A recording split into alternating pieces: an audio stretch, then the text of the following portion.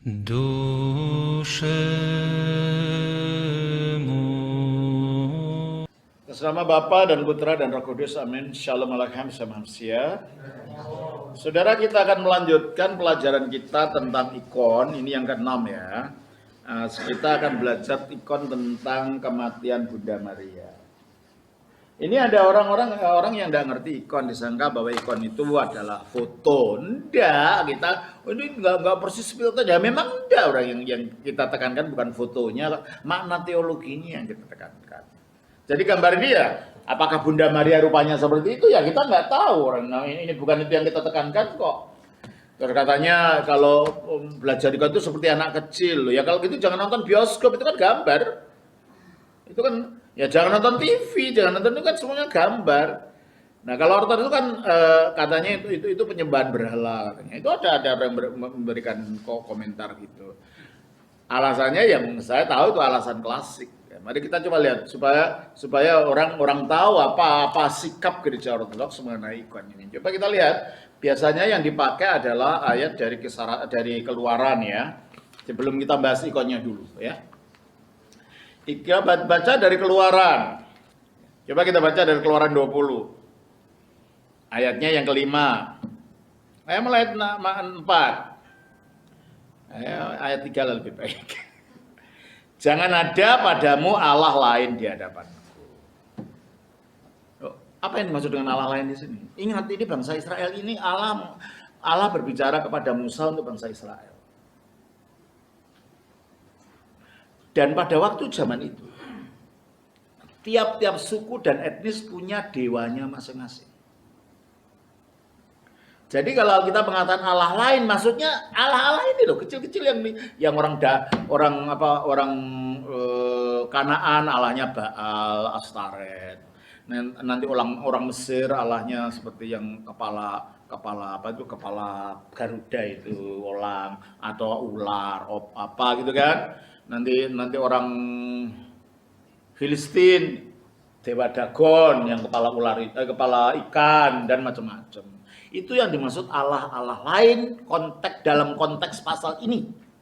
Sebab ini yang diajak ngomong adalah orang Israel, taunya orang-orang itu yang menganggap itu Allah, dewa-dewanya itu. Makanya dikatakan, mengapa tidak ada Allah lain? Ayat 2. Akulah Tuhan. Nah itu, bukan itu tadi, akulah Yahweh. Allahmu yang membawa engkau keluar dari tanah Mesir, dari tempat perbudakan. Yang membawa keluar kamu dari tanah Mesir bukan Allah yang lain itu, ya aku ini gitu loh. Makanya dikatakan, jangan ada padamu Allah lain di hadapanku, sebab yang bawa kamu keluar dari Mesir itu aku gitu loh. Itu maksudnya. Dan ketika berbicara tentang Allah lain dalam konteks orang Israel waktu itu, ya memang ada yang disebut Allah ya, ilah-ilah ya. Yang lain ada Dagon, ada Astarot, ada apa gitu kan, ya. Nah terus, jangan membuat bagimu patung. Mengapa? Sebab dewa-dewa mereka semua dipatungkan gitu loh. Iya kan? Makanya kalau Baal itu patungnya laki-laki, nanti Astarot patungnya perempuan, nanti Dagon patungnya adalah ikan, gitu. Nanti dewa apa yang kepala anjing itu juga di Anubis, dewa Mesir gitu kan. Nanti dewa apa? Osiris yang kepala elang itu. Masing-masing dipatungkan semua gitu loh. Nah Allahnya Israel itu tidak punya bentuk waktu penampakan diri. Coba kita baca di dalam Ulangan pasal yang ke-4 ayat 15-16. Hati-hatilah sekali supaya kamu tidak melihat sesuatu rupa pada hari Tuhan berfirman. Nah, kamu tidak melihat sesuatu rupa pada waktu Tuhan berfirman. Lah kalau tidak buat suatu rupa, bisa digambar enggak? Enggak. Mau gambar apa? Enggak ada rupanya. Maka berfirman kepadamu di Horeb pada hari di Horeb dari tengah-tengah api. terus? Supaya jangan kamu berlaku busuk dengan membuat bagimu patung. Nah, karena aku menampakkan diri tanpa rupa, jangan dipatungkan. Aku nggak bisa itu, gitu loh. Maka alasannya tidak dipatungkan. Pertama, dia menampakkan tanpa rupa. Kedua, patung-patung itu modelnya ilah-ilahnya bangsa-bangsa lain, gitu loh. Itu alasannya. Ya, makanya kembali Keluaran 24. Jangan membuat bagimu patung yang menyerupai apapun. Nah, kenapa ada kata-kata yang menyerupai apapun? Sebab bangsa-bangsa sekitarnya patungnya ada rupanya semua. Ada rupa ular, ada rupa manusia, ada rupa burung, ada rupa buaya, ada rupa anjing. Nah, karena Allahnya Israel itu tidak menampakkan diri tanpa rupa, mau dirupakan apa gitu loh.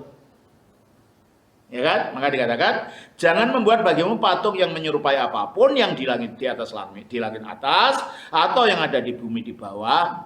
Kalau yang langit di atas apa itu? Menyerupai apa? Burung. Nah, ada orang Mesir punya apa? Patungnya burung kan, burung. Terus atau yang ada di bumi di bawah apa itu? Ular.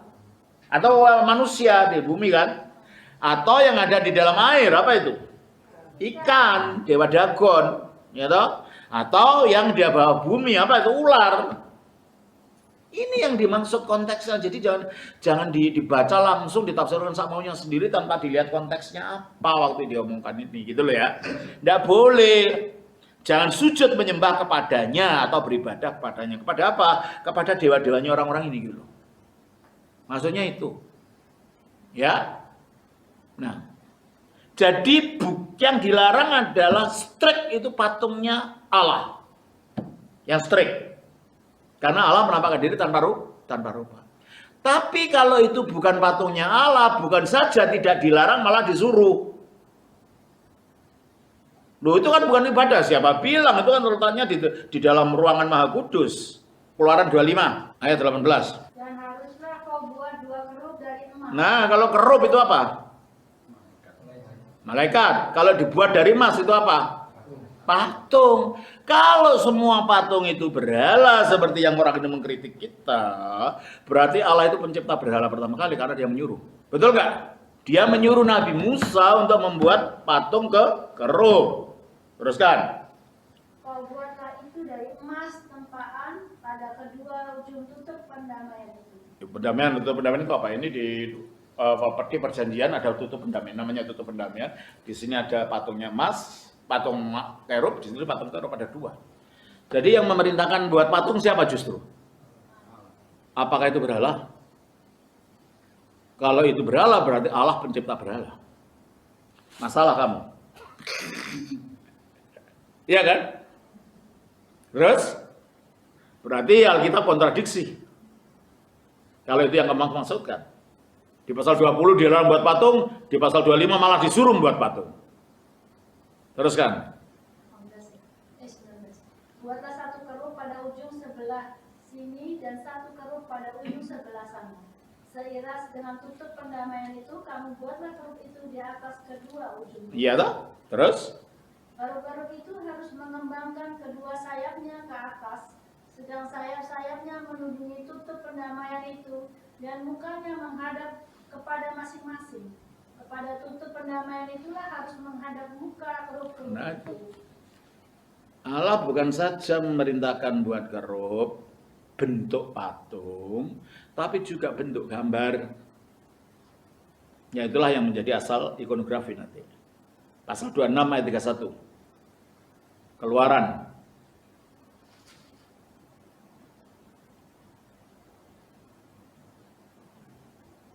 Terus? Haruslah kau buat tabir dari kain ungu tua dan kain ungu muda, kain kirmizi dan lenan halus yang dipintal benangnya. Terus? Haruslah dibuat dengan ada kerubnya. Haruslah dibuat dengan ada kerubnya, ada gambarnya berarti kan.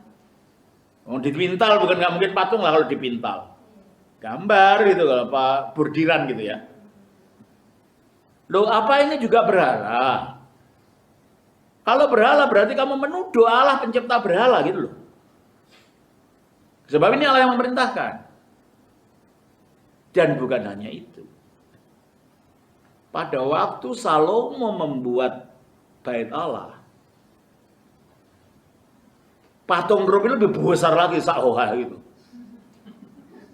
Jadi kalau saya lihat kelenteng gitu ya, di apa yang di depannya itu ada patungnya dewa pintu itu loh, sebesar itu loh patungnya. Coba kita baca 1 Raja-Raja 6 ayatnya yang ke-23 sampai 32. Selanjutnya di dalam ruang belakang itu dibuatnya 2 Nah, ruang belakang itu ruang apa? Ruangan Maha Kudus. Dibuat apa oleh Salomo? 2 kerub dari kayu minyak, 2 kerub dari kayu minyak, masing-masing 10 hasta. 10 hasta berapa meter? 5 meter sahoha. Loh, kalau itu memang Salomo itu kan raja kesayangan Allah, ya. Kalau memang Allah itu adalah berhala, kenapa dia tidak samar geledek aja waktu bikin itu? Kenapa bait Allah tidak samar guntur gitu, terbakar itu? Enggak, ya kan? Dan Salomo melakukan ini mengikuti contohnya Nabi Musa. Karena Musa ketika membuat bait Allah diperintahkan ada kerubnya ini.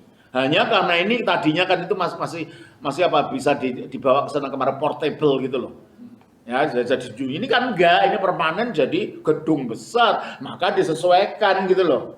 Patungnya jadi besar juga gitu, kerubnya ini. Coba baca itu, ayat 23 itu. Selanjutnya di dalam ruang belakang itu dibuatnya 2 kerub dari kayu minyak, masing-masing 10 hasta tingginya. Terus? Sayap yang satu dari kerub itu 5 hasta panjangnya, dan sayap yang lain juga 5 hasta. Lah, 2,5 meter, 2,5 meter itu gede sekali itu. Ya terus? Sehingga dari ujung sayap yang satu sampai ke ujung sayap yang lain 10 hasta panjangnya. Oke.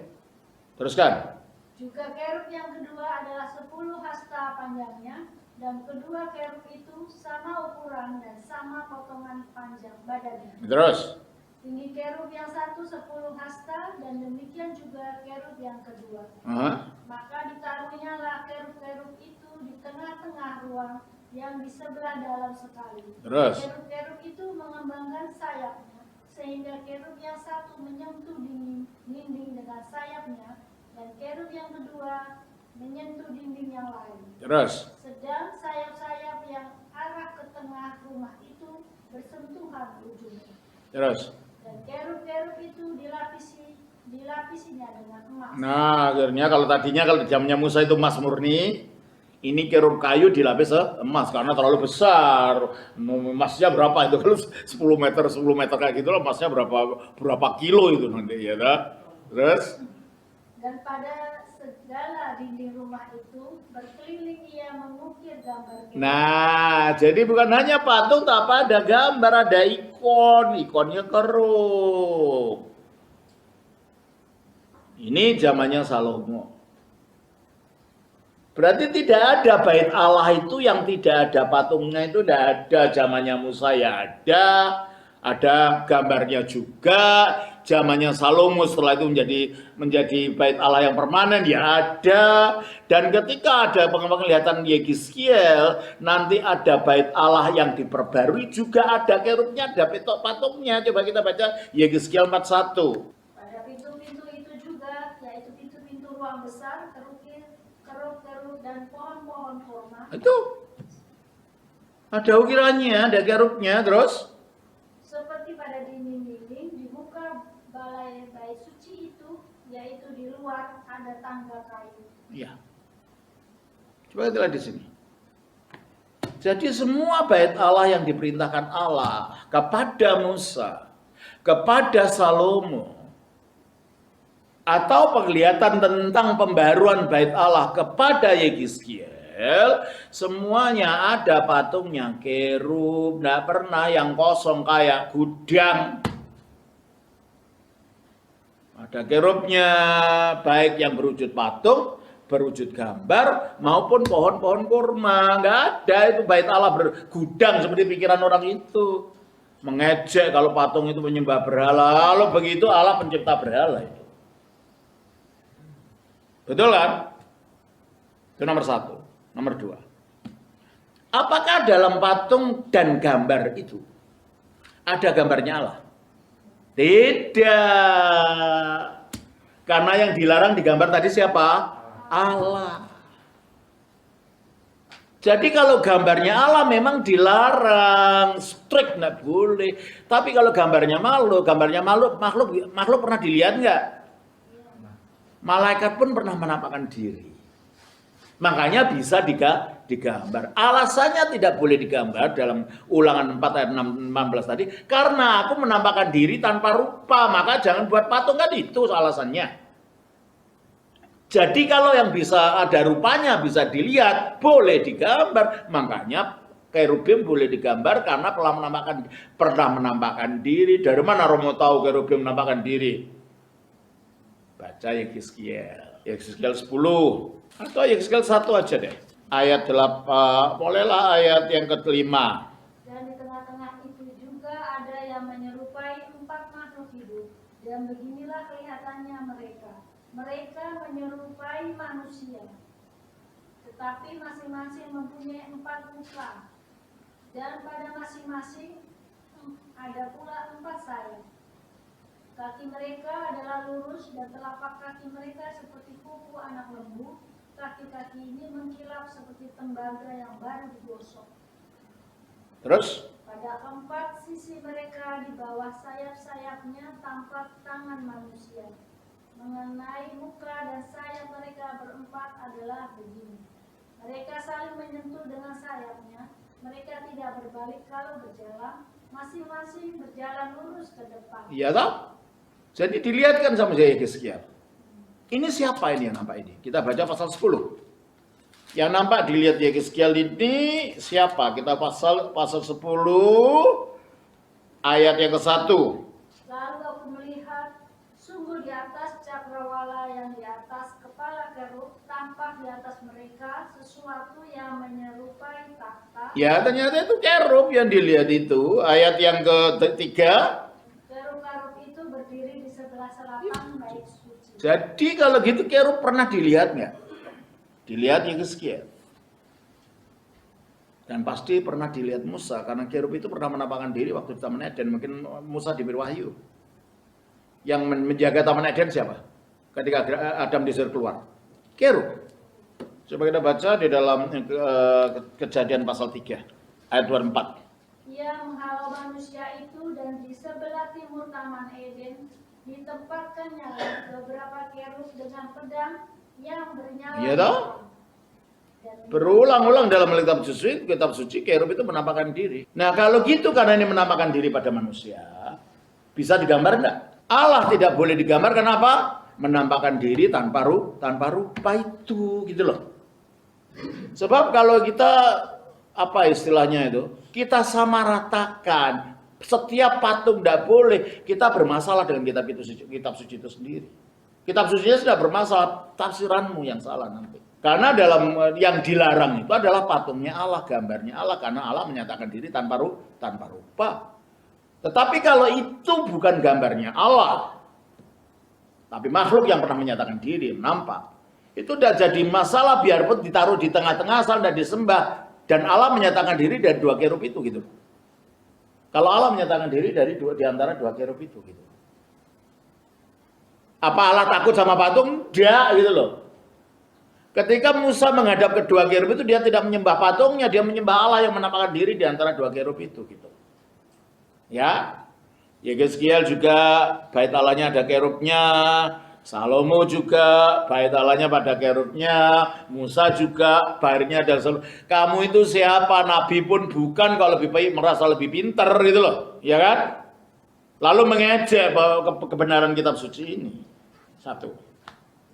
Jadi kalau gitu, dalam perjanjian lama yang tidak boleh digambar secara strict itu adalah Allah. Ada gambarnya Allah di sini.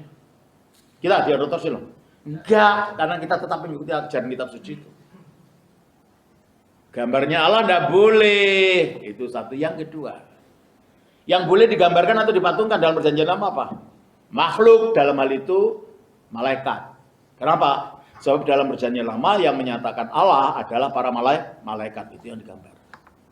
Dalam perjanjian baru, bagaimana Allah menyatakan diri? Firman menjadi manusia, ada bentuknya tidak? Bisa digambar tidak?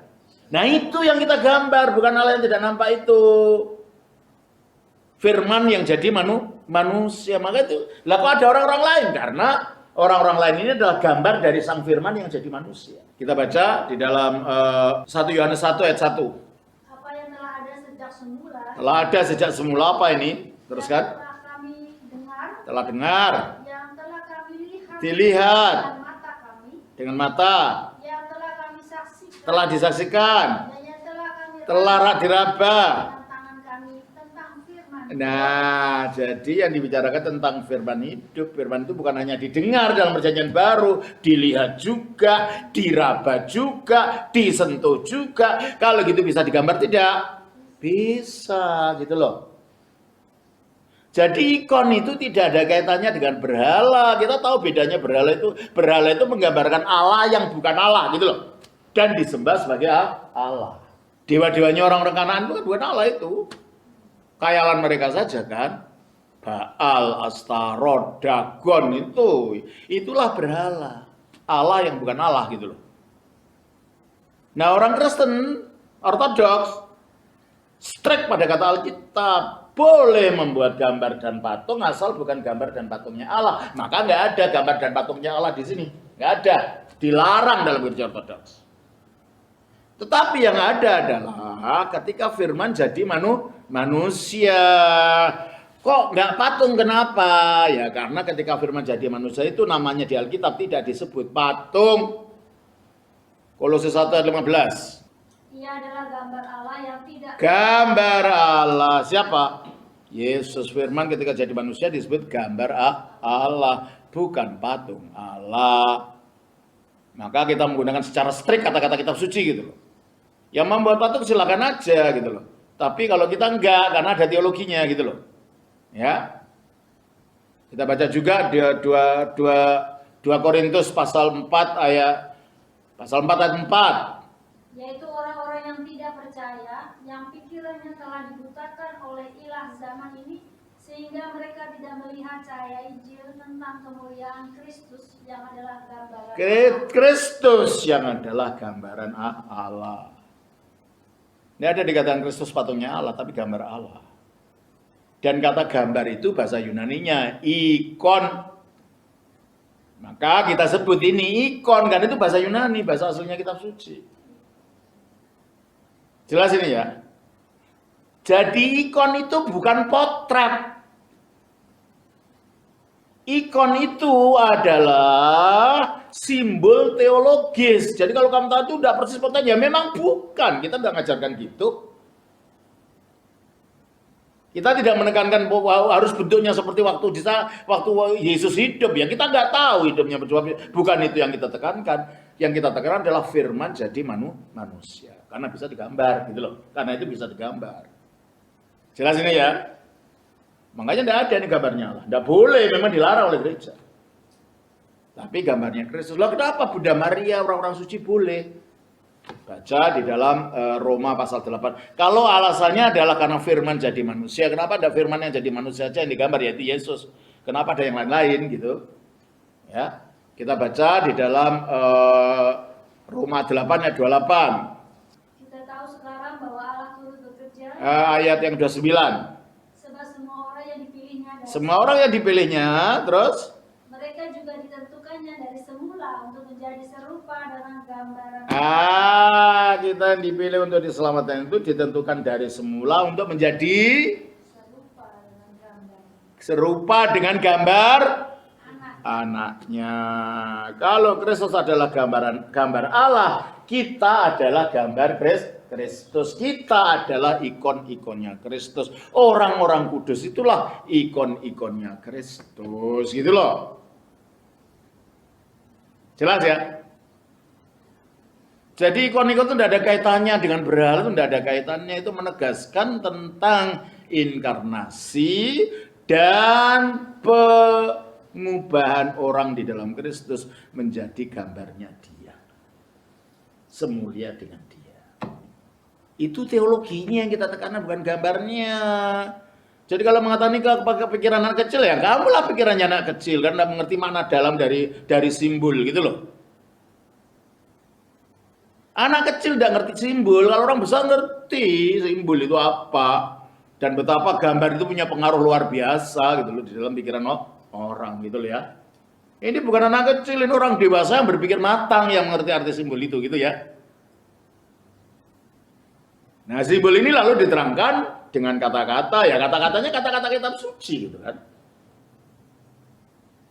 Ya jangan jadikan dikotomi antara kata-kata dengan simbol gambaran. Dalam otak manusia pun kita menggambarkan tentang apa pasti ada simbolnya. Kangen ibunya gitu ya, ya bergambar loh ibuku, mamaku ada di otakku kan gitu.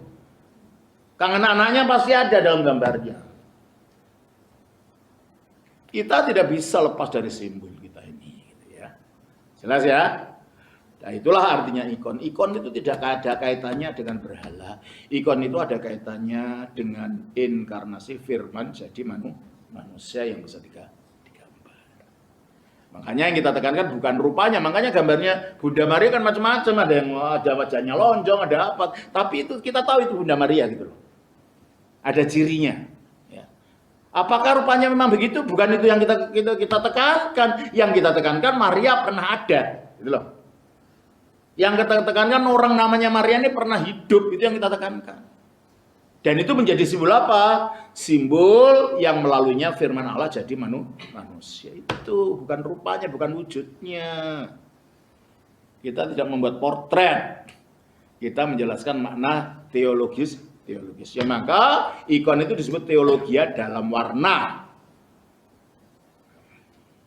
Jelas itu ya? Kita sudah menghilangkan beberapa ikon ya, 5 ya.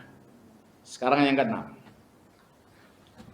Sekarang kita menerangkan tentang Bunda Maria. Yaitu tentang kematian Bunda Maria. Nah, dirayakan kalau menggunakan tanggalan baru, tanggalan Gregorian, tanggalan modern. Dirayakan tanggal 15 Agustus. Nah, Gereja Katolik juga merayakan ini tapi beda yang dirayakan. Yang dirayakan adalah kenaikan Bunda Maria. Naiknya ke surga Bunda Maria. Kalau kita tanggal yang sama yang kita rayakan adalah wafatnya Bunda Maria. Kenapa? Kenapa ada perbedaan ini? Karena perbedaan teologi. Di dalam Gereja Katolik Bunda Maria dianggap sebagai yang terkandung tanpa dosa asal. Nah, kita tidak percaya itu. Sebab pemahaman tentang dosa yang beda. Dosa asal kalau di dalam ajaran ortodoks yang itu sesuai dengan kitab suci, yaitu orang kehilangan hidup kekal. Upah dosa adalah maut.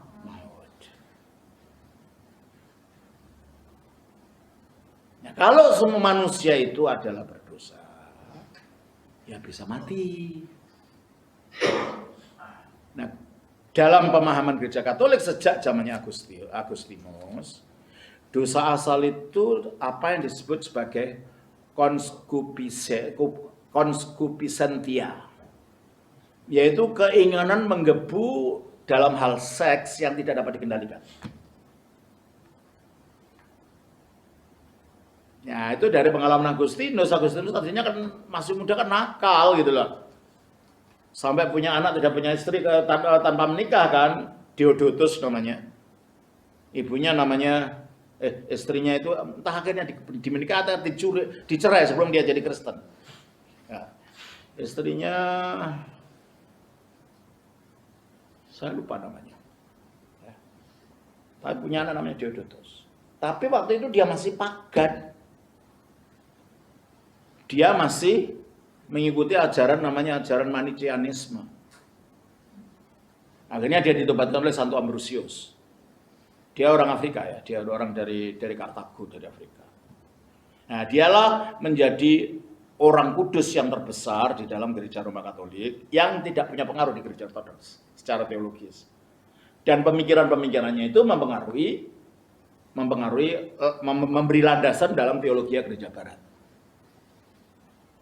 Nah, termasuk pemahamannya tentang dosa asal tadi.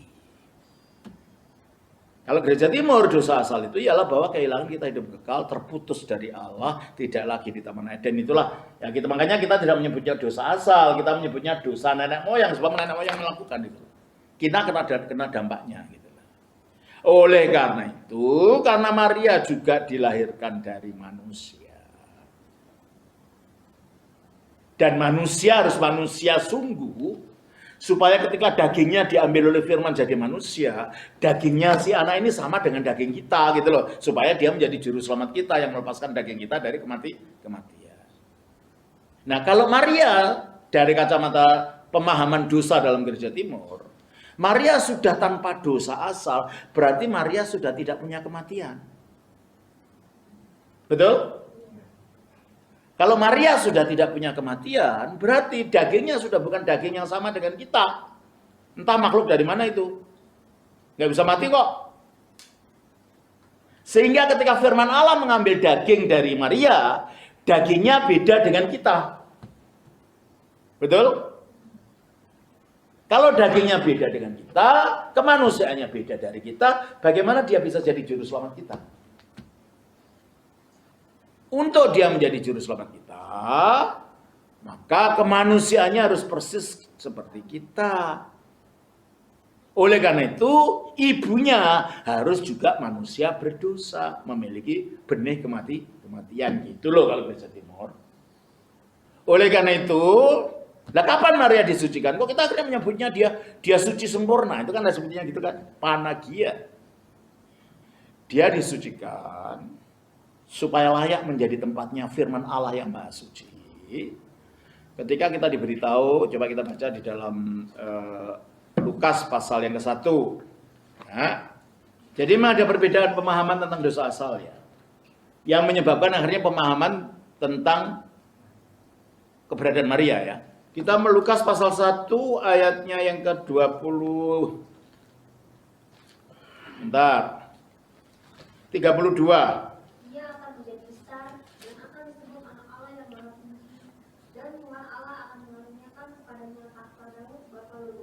Ayat 33. Dan ia akan menjadi raja atas kaum keturunan Yakub sampai selama-lamanya, dan kerajaannya tidak akan berkesudahan. Nah, jadi Maria diberitahu kamu akan melahirkan anak dalam keadaan dia tidak punya suami. Maka dia ditanya dalam ayat yang ke-34. Kata Maria kepada malaikat itu, bagaimana hal itu mungkin terjadi? Karena aku belum. Kata-kata aslinya bukan aku belum bersuami. Andra uk ginosko, aku tidak kenal pria. Kalau belum suami berarti kan kita mungkin saja nanti punya suami kan, nggak punya anak. Tapi aku tidak kenal pria. Oleh karena dalam gereja dikatakan memang Bunda Maria sudah mempunyai nazar untuk tidak menikah. Dan Yusuf itu menurut tradisi gereja hanya sebagai pelindung. Tidak betul-betul menikah. Tapi karena bukan apa-apa, tidak boleh tinggal sama-sama, maka ditunangkan, dianggap sebagai suami istri. Tapi gereja mengatakan, tapi Yusuf tahu nadarnya Maria ini jadi dipelihara, gitu loh. Makanya dia menjawab, kalau enggak ini tidak masuk akal, ini kok jawabnya gini sih? Bagaimana mungkin terjadi? Aku tidak kenal pria, lo kan kamu kenal Yusuf. Kan kamu mau kawin dengan Yusuf, kan gitu jawabnya. Maka kata-kata belum bersuami ini tidak tepat, bahasa aslinya bukan begitu. Andra, laki-laki maksudnya, tidak, ginosku, saya tidak kenal. Saya tidak kenal pria. Akhirnya diberitahu, tanpa pengaruh pria, dikatakan, ayat 35.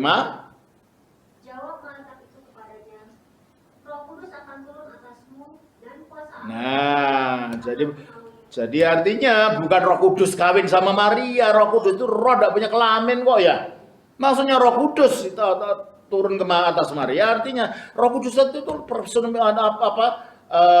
hipostasis dari kuasanya Allah. Maksudnya Allah melakukan dalam kuasa rohnya itu menjadikan ovum yang tanpa dibuai oleh buah laki-laki jadi bayi oleh kuasa Allah, itu maksudnya. Roh Kudus dalam Alkitab bukan nama malaikat Jibril, bukan. Itu rohnya Allah, tinggalnya di dalam Allah. Kita baca 1 Korintus pasal 2 ayat 11. Siapa gerangan di antara manusia yang tahu apa yang terdapat di dalam diri manusia selain roh manusia sendiri yang ada di dalam. Nah, rohnya manusia ada di mana menurut ayat ini? Di dalam diri manusia. Terus? Demikian pula tidak ada orang yang tahu apa yang terdapat di dalam diri Allah selain roh Nah, kalau rohnya manusia ada dalam manusia, rohnya Allah ada di mananya Allah? Di dalamnya Allah. Jadi ini tidak ada kaitannya dengan malaikat Jibril. Kalau dalam agama Islam mengatakan itu malaikat Jibril, silakan aja, jangan dipaksakan pada iman Kristen gitu loh.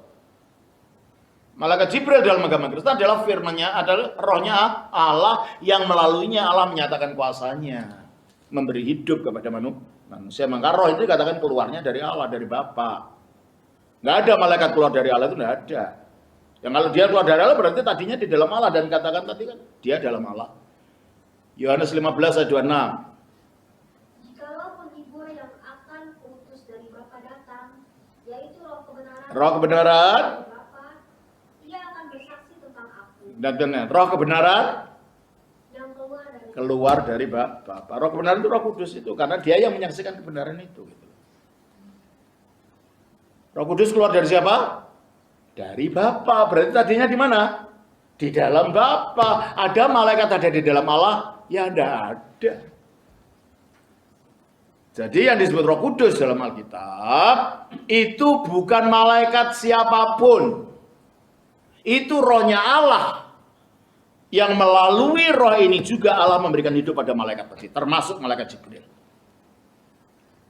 Jadi jangan dipaksakan pemikiran nama yang sama dalam agama lain, tidak boleh dipaksakan pada agama lain, harus seperti itu. Tidak. Jelas ini ya. Nah, pada waktu diberitahu malaikat Gabriel atau malaikat Jibril. Ya sebenarnya Gabriel yang benar sih, dari kata Gabor. Gabor itu kuasa, El itu Elohim. Elohim yang maha kuasa gitu loh. Nama-nama malaikat itu dari bahasa Ibrani semua. Mikael ya. Mi itu siapa, K itu seperti L itu Elohim. Mikael berarti siapa yang seperti Elohim gitu kan. Rafael, Rafa itu menyembuhkan, L itu Elohim yang penyembuh gitu loh. Jadi namanya gitu. Tapi kalau Jibril tidak ada artinya gitu loh. Sebab itu memang dari bahasa aslinya bukan hanya Jibril, ya Gabriel. Dari kata Gabor, Elohim gitu loh. Jelas ya? Setelah diberitahu begitu, Maria tidak nolak. Ayat ke-8. Kata Maria, sesungguhnya aku ini adalah hamba Tuhan. Jadilah padaku menurut perkataan. Nah, jadilah padaku menurut perkataan. Bolehlah silakan gunakan tubuhku ini supaya menjadi sarana firman menjadi manusia. Silakan. Nah, karena firman yang anak yang akan lahir itu anak yang kudus, maka ibu yang akan menjadi sarana lahirnya si anak ini harus dikuduskan oleh Roh Kudus. Jadi Roh Kudus turun itu bukan hanya untuk menciptakan mujizat, tapi juga menciptakan wanita yang akan dijadikan sarana lahirnya firman itu, untuk bukan menciptakan, menguduskan. Karena anak yang akan lahir itu makanya anaknya disebut kudus. Coba kita baca Lukas 1:35. Jawab malaikat itu kepadanya, Roh Kudus akan turun atasmu, dan kuasa Allah yang Maha Tinggi akan menaungi engkau. Sebab itu anak yang akan kau lahirkan itu akan disebut kudus anak. Nah, karena anaknya mau kudus, akan disebut kudus. Sarana yang akan menjadi sarana lahirnya anak yang kudus itu juga ikut dikuduskan oleh Roh Kudus yang sama gitu loh. Roh Kudus yang sama itu yang menciptakan bayi ini tanpa benih laki-laki, diciptakanlah ovumnya wanita ini langsung jadi bayi. Nah, bayinya, orangnya yang mau dijadikan sarana lahirnya bayi ini juga ikut dikuduskan. Pada saat itulah Maria dikuduskan. Jadi kalau dalam gereja barat, Maria dikuduskan pada waktu dalam perut ibunya. Kalau dalam gereja timur, Maria dikuduskan sesuai dengan imannya ketika mau menerima panggilan dia untuk jadi ibunda itu. Oleh karena itu, Maria memang kudus tapi bukan dalam perut ibunya. Maria dikuduskan oleh iman, oleh Roh Kudus. Oleh karena itu, kudus bukan berarti tidak fana lagi. Makanya Maria bisa mati gitu loh. Sebab dia masih orang berdosa. Oh, upah dosa adalah maut. Pada waktu lahir dia masih mati. Loh, kalau gitu apa Maria dikuduskan tidak kehilangan dosanya? Enggak. Dia dikuduskan itu tujuan supaya lahirnya bayi yang kudus. Dia personal ya, secara pribadi ya masih mengambil akibat kita sebut akibat dari kejatuhan itu, yaitu milik kematian. Itulah sebabnya yang ditekankan di dalam perayaan Gereja Timur adalah wafatnya Bunda Maria. Meskipun pada akhirnya nanti dibangkitkan oleh Kristus, ya diangkat ke surga, naik ke surga. Oleh karena itu sampai sekarang kalau ada masalah-masalah besar di gereja, Bunda Maria sering menampakkan diri gitu loh, karena dia masih hidup. Waktu itu di Mesir, dia menampakkan diri selama 1 tahun dilihat oleh orang. Ada 500.000 orang nonton dari segala macam agama. Dan sering penampakan-penampakan itu terjadi gitu. Kenapa? Karena ini bukan dongeng gitu loh. Ini memang fakta sejarah, fakta kenyataan Bunda Maria itu dihidupkan kembali oleh Kristus. Ceritanya gimana? Nah ini. Jadi kita baca dalam Yohanes pasal yang ke-19.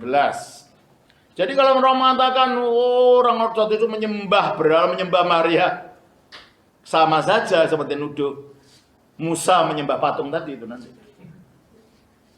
Sama saja itu. Berarti pikiran yang cetek, yang tidak mengerti makna gitu loh. Akhirnya asal aja nerocos nuduh yang tidak-tidak gitu. Ya. Kita baca di dalam Yohanes pasal yang ke-19. Ayatnya 25. Tolong bacakan sampai 27. Dan dekat salib Yesus berdiri ibunya dan saudara ibunya, Maria istri Klopas dan Maria Magdalena. Ketika Yesus melihat ibunya dan murid yang dikasihinya di sampingnya, berkatalah ia kepada ibunya, Ibu, inilah. Coba perhatikan, dalam momen yang sangat penting dalam peristiwa penebusan itu, Yesus menempatkan ibunya dan muridnya dalam hubungan ibu dan anak. Yohanes yang adalah muridnya dikatakan anaknya Maria. Terus, 27. Kemudian katanya kepada muridnya, inilah ibu. Nah, Maria adalah ibu muridnya Kristus. Muridnya Kristus adalah anaknya Maria. Dan ini bukan hanya untuk hubungan Yohanes dan Maria saja, itu semua kalau kita muridnya Kristus. Jadi Maria itu ditempatkan sebagai ibunya gereja gitu. Oleh karena itu kalau apa-apa dia itu menolong kita dengan doanya. Loh kok bisa? Karena dia hidup. Ya makanya itu kita rayakan. Jadi kita tidak menyembah Maria, tidak ada yang boleh disembah kecuali Allah saja. Melalui firman-Nya Yesus Kristus. Tidak ada. Tidak ada orang ortodoks menyembah Maria. Menghormati iya, sama seperti kita menghormati ibu kita. Mentang-mentang kita sudah jadi kaya, ibu kita datang kita tendang-tendang itu kan nggak mungkin, gitu. Nah, karena Maria itu ditempatkan oleh Yesus menjadi ibu kita. Apa yang terjadi dalam hal ini dalam konteksnya Yohanes? Akhirnya setelah Yesus naik ke surga, nah ini kita berbicara tentang kematiannya ya. Karena Bunda Maria diserahkan kepada Yohanes. Itulah sebabnya gereja Purba yang sampai sekarang dipelihara gereja Ortodoks meyakini bahwa memang Maria tidak pernah punya anak lain.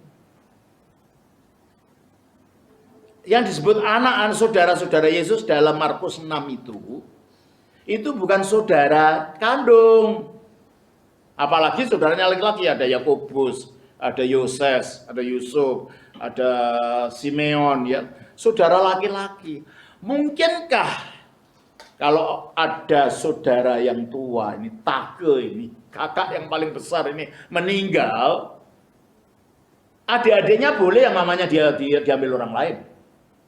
Mana ada budaya begitu? Ini kan punya adik. Katanya itu saudaranya Yesus. Coba kita baca di dalam Markus 6.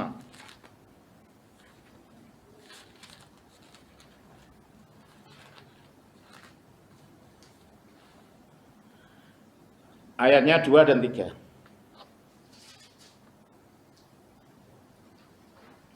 Markus 6 ayat 2 dan 3. Pada hari Sabat dia mulai mengajar di rumah ibadat, dan jemaat yang besar takjub ketika mendengar dia, dan mereka berkata, dari mana diperolehnya semuanya itu? Hikmat apa pulakah yang diberikan kepadanya, dan mukjizat-mukjizat Yang demikian bagaimanakah dapat diadakan oleh tangannya? Terus? Bukankah ia dari tukang kayu, anak Maria, saudara Yakobus, Yoses, Yudas, dan Simon? Nah, kalau tidak ada 4 saudara laki-laki kan, kalau itu memang saudara kandungnya gitu loh. Iya toh? Nah, kalau itu memang saudara kandungnya, apalagi Yakobus menurut sejarah gereja akhirnya menjadi uskup di Yerusalem. Menjadi pimpinan gereja di Yerusalem. Menjadi orang besar kan? Lah kok ibunya dititipkan muridnya? Kira-kira adik-adiknya boleh nggak mamanya diambil orang lain? Dititipkan? Enggak. Dalam ayat ini memang ini disebut saudara-saudara Yesus, tapi yang disebut anak Maria cuma Yesus saja. Dalam ayat ini. Bukankah ini anak Maria? Ya, yang disebut anak Maria adalah Yesus. Tapi Yakobus, Yoses, Yudas, Simon tidak disebut anak-anak Maria. Mereka hanya disebut saudara Yesus. Dan kalau kita lihat dalam Markus pasal yang selanjutnya, ada beberapa macam tradisi. Ada yang mengatakan itu anaknya Yusuf sebelum dia menikah dulu. Ada yang begitu. Tapi kalau saya lebih cenderung melihat kaitannya dengan Alkitab, itu lebih anak daripada yang disebut saudaranya Maria itu. Istrinya Klopas. Coba kita di dalam Yohanes pasal yang Yohanes pasal 19 tadi. Ayat 25. Dan dekat salib Yesus berdiri ibunya dan saudaranya dan saudara ibunya Maria. Ya, ada saudara ibunya. Entah saudara dalam kaitan apa. Tapi saudara, tandanya gitu kan? Tandanya. Jadi bukan tidak kemungkinan si tante ini punya anak dan itu saudara sepupunya gitu kan? Kalau secara Alkitab. Jadi katakan bahwa itu anaknya Maria yang lain, itu bukan kata-kata konklusif. Itu hanya tafsiran karena anti keperawanan Maria. Yang pada awalnya diarahkan pada gereja Roma Katolik. Ya mungkin kalau tahu bahwa Ortodoks juga percaya begitu, akan diarahkan ke Ortodoks juga gitu. Ya, dalam hal ini Ortodoks dan Katolik mirip. Jadi akhirnya Maria ini setelah diserahkan kepada Yohanes di dalam Yohanes 19 ayat 27, apa katanya, baca lagi? Kemudian katanya kepada muridnya, inilah ibumu. Dan sejak saat itu murid itu menerima dia di dalam rumah. Sejak saat itu murid itu menerima dia dalam rumahnya. Kalau Yesus betul punya adik, mana boleh sih mamanya itu dipelihara orang lain? Sedekat-dekatnya murid dan mungkin karena adiknya akan lebih dekat daripada muridnya. Adiknya yang akan memelihara mamanya, bukan muridnya. Dan menurut sejarah akhirnya yang dicatat dalam gereja Ortodoks, Yohanes itu menjadi uskup di Efesus. Makanya dia menulis surat di surat Wahyu, dalam surat Wahyu, surat-surat kepada 7 jemaat itu jemaat-jemaat yang dekat dengan Efesus, di mana dia menjadi pimpinan. Saya sudah ke tempatnya. Rumah yang dulu tempatnya tinggal Yohanes sama Maria, di Efesus di atas gunung tempatnya. Sekarang dibangun gereja Katolik di sana, dibeli dari pemerintah Turki, dijadikan sebagai gereja Katolik. Dan di dekatnya kalau kita turun itu ada kuburannya Yohanes di sana. Jadi Maria bertinggal sama Yohanes sampai menjelang kematiannya, menurut yang dicatat dalam gereja, dia didatangi oleh malaikat Gabriel, kamu sudah waktunya meninggal. Akhirnya Maria minta, itu tidak ada dalam Alkitab loh. Memang seandainya pun tidak ada dalam Alkitab, memang Maria tidak pernah mati. Mati kan? Kalau mati memang tidak punya cerita. Ada kan? biarpun tidak tercatat dalam Alkitab, jangan terlalu sempit gitu. Umpamanya Petrus ibu hidup terus, ya mati. Di mana matinya? Di Roma tahun berapa? 67-an. Dengan cara apa? Disalib terbalik. Di mana dalam Alkitab? Ya enggak ada, tetapi ceritanya ada disimpan oleh gereja. Lah kok kan karena terlalu selalu skriptural jadi pikirannya jadi sempit kayak gitu loh. Kan semua jadinya mati, muridnya kan banyak, berarti kan ceritanya kan banyak. Ya, karena kamu nggak tahu, jangan katakan saya nggak percaya ya, jangan gitu, itu kan ada ceritanya orang mati. Maria juga gitu, ada ceritanya. Akhirnya malaikat Gabriel datang kepadanya, katanya kamu akan meninggal. Ya, saya mau meninggal tapi tidak di sini, saya mau meninggal ke tanah air saya. Akhirnya dia minta sama Yohanes, antar dong saya pulang. Di Turki waktu itu kan, Efesus kan di Turki. Akhirnya menurut cerita dibawalah dia dari Turki itu, dari Efesus ke Yerusalem untuk melanjutkan cerita. Dan di Yerusalem setelah beberapa bulan didatangi lagi sama malaikat Jibril bahwa dia akan mati. Dia mengatakan kalau saya meninggal, saya ingin murid-murid anak saya yang adalah juga Tuhan saya. Nah, satu juga dalam gambar itu. Supaya didatangkan. Akhirnya menjelang kematiannya, betul ada mukjizat seperti Filipus diraibkan pada setelah dia membaptiskan orang sida-sida dari Ethiopia.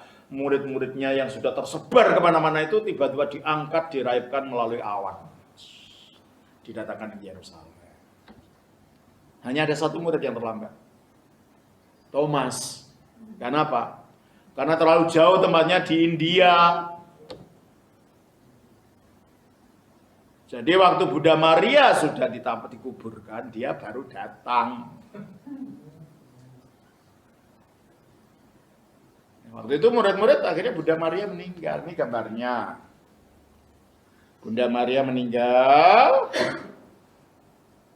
Tubuhnya ibunya kemanusiaan Yesus.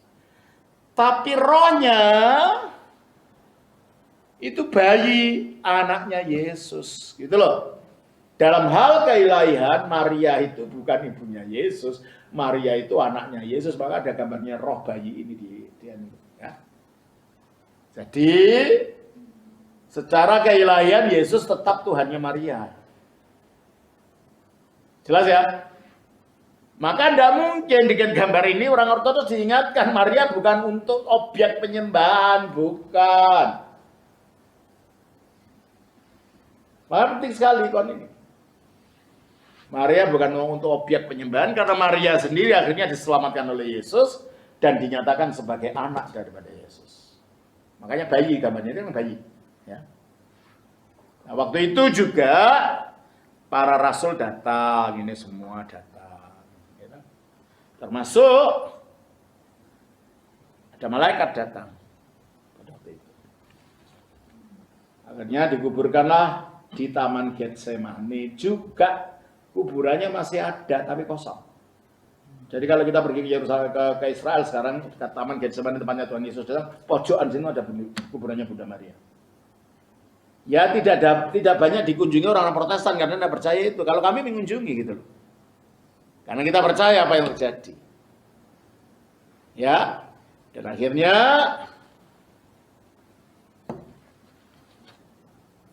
Thomas minta supaya diantarkan ke kuburan itu. Dia kaget.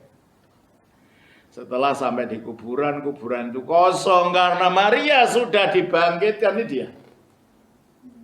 Oleh Yesus. Jadi dia memang diangkat juga, tapi sesudah dia mati. Ini bedanya. Dia tidak langsung diangkat.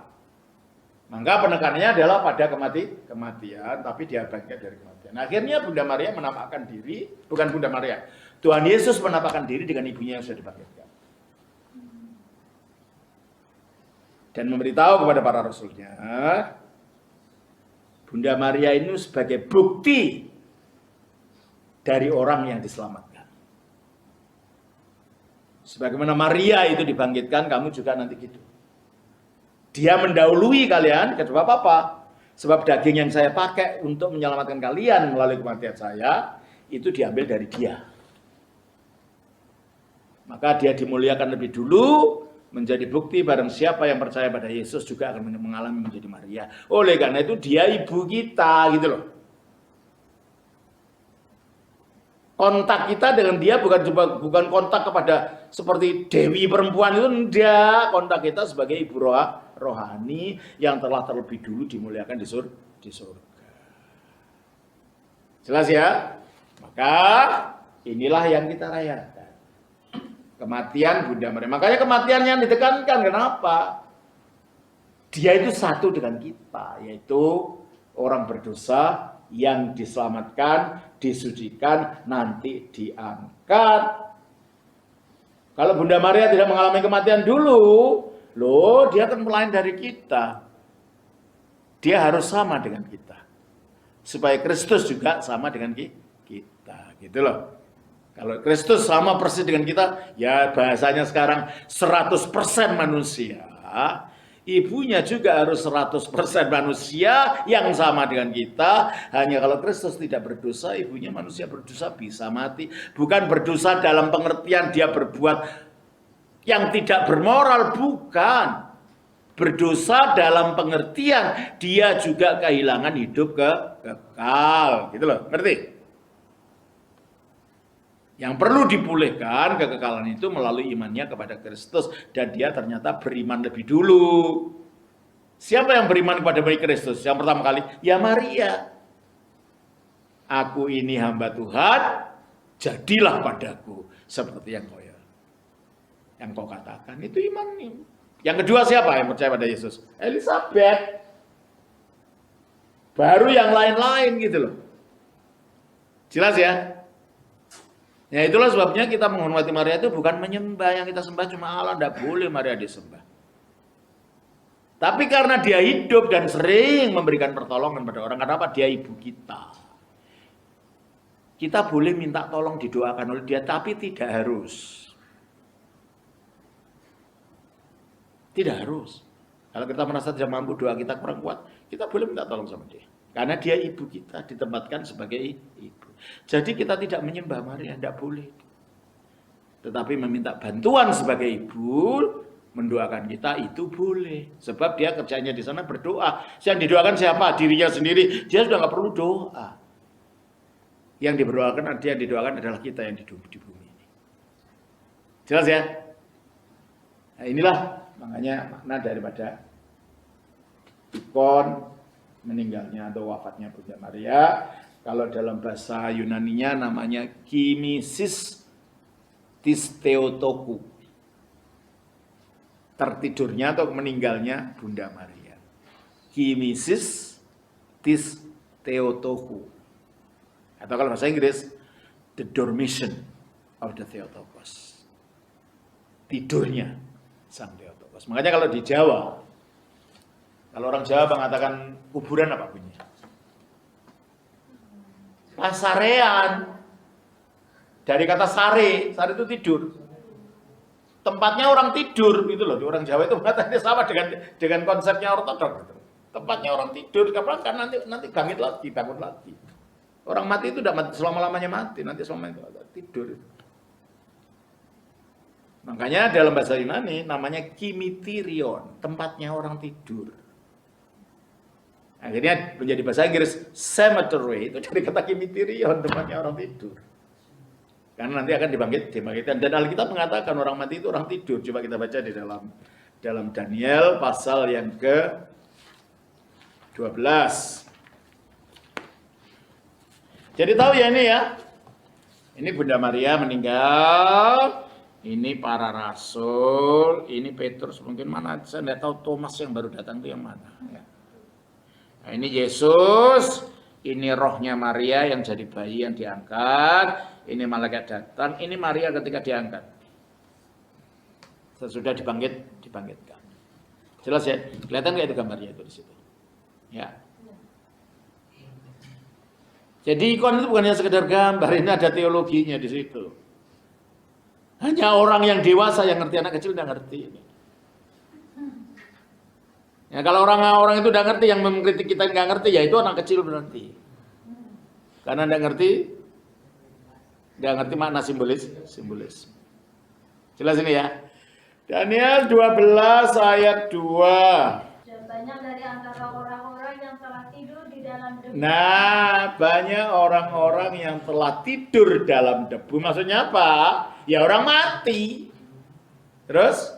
Akan bangun, sebagian untuk mendapat hidup yang kekal, sebagian untuk mengalami Itulah maksudnya kebangkitan nanti. Karena kita orang mati ini menyontak yang Kristen akan bangun lagi, angkat bangkit lagi. Maka kita diumpamakan sebagai tidur.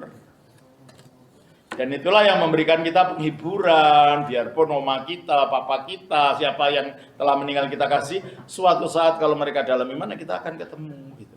Jadi perpisahan itu hanya sementara. Gitu. Jelas itu ya? Baik. Saya kira begitu. Tuhan berkati. Nah, inilah ikon Kinesis tis Theotokos, Dormition of the Mother of God. Wafat dari Bunda Maria. Tertidurnya Bunda Maria. Terima kasih. Sama Bapa, Putra, Roh Kudus. Amin.